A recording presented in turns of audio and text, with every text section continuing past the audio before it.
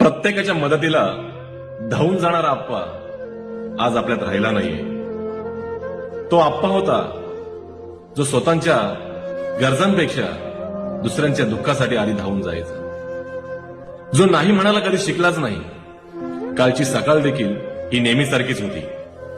लहानशी मुलगी दप्तर पाठीवर बाबांचा हात पकडून शाळेकडे जायला निघाली. शाळेत सोडताना ती चिमुकली बाबाला म्हणाली, बाबा संध्याकाळी लवकर या.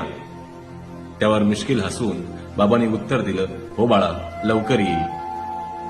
परंतु तीच भेट या बाप लेकीची शेवटची भेट ठरली.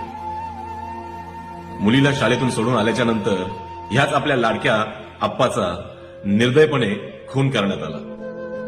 ज्या हातांनी कित्येकांना मदत केली, आज तेच हात शांत झालेत. ज्या आवाजाने कित्येकांना धीर दिला, तोच आवाज आज कायमचा हरवून गेलाय. त्या चिमुकलीला काय सांगावं? बाबा आज येणार नाहीत, कधीच येणार नाही. बाप लेकीचं नातं त्या रस्त्यावरच्या रक्तात माखून गेलं होतं आणि एक बालपणही त्याच्यासोबत हरपलं.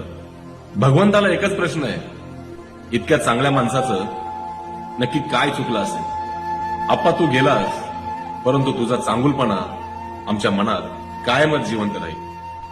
आप्पांच्या पवित्र स्मृतीस विनम्र अभिवादन.